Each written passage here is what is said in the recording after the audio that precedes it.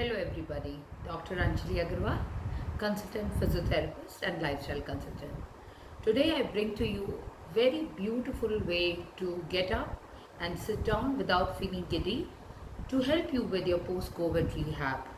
Especially during the COVID times, people who have recovered out of COVID, they constantly complain of one thing, which is when they get up from the bed, their BP tends to fall off, they feel that their heart is racing and they feel very jittery and very sweaty in nature.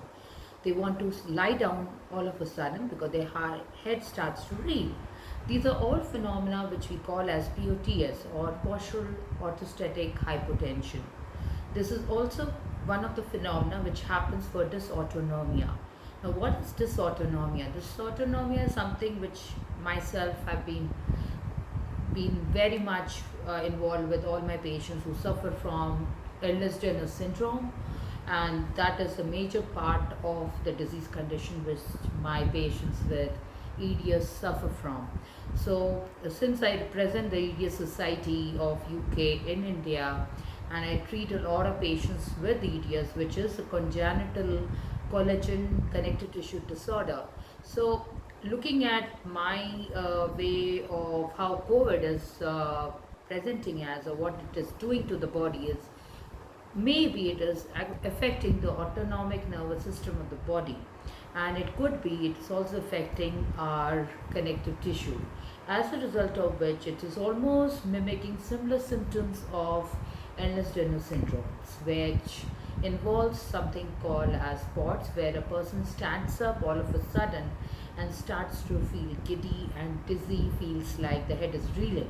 This is not something which is called as cervical spondylitis. So many of my patients have been mistakenly been asked to put a traction, or have been putting lot of nerve conducting IFT pain relieving modalities by the physiotherapist.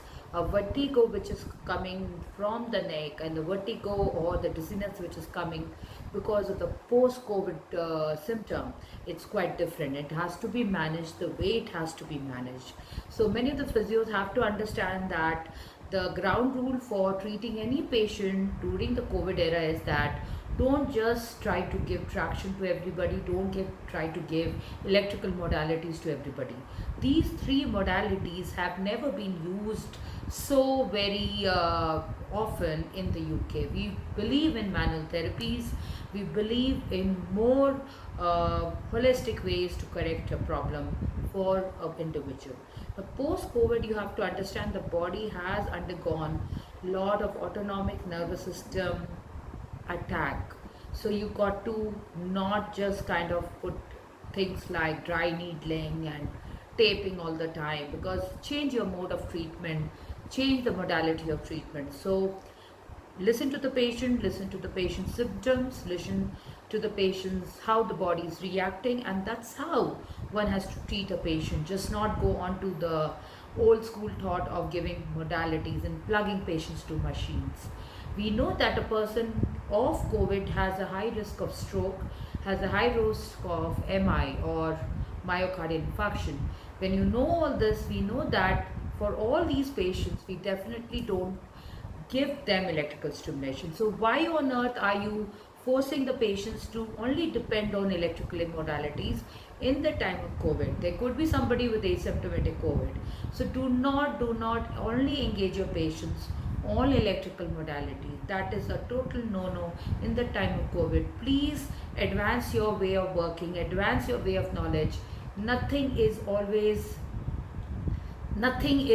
important, something is also important. So what I want to say is, basic thing which is important is to know what the patient complains about, listen to the patient, and then design the treatment protocol for them.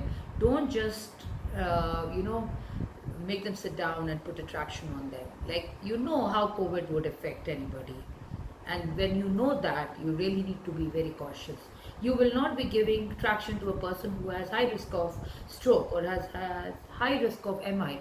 That is one of the contraindications when we decide treatment strategies for a patient. So why do it now when you know that somebody might be asymptomatic?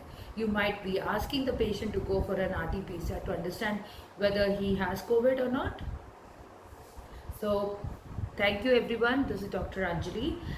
For more information regarding to what sciences, COVID and pain management and vertigo or dizziness or fatigue, all this coming together has to be dealt in a more scientific, more evidence-based manner. Do not just jump and treat your patients without knowledge. Thank you.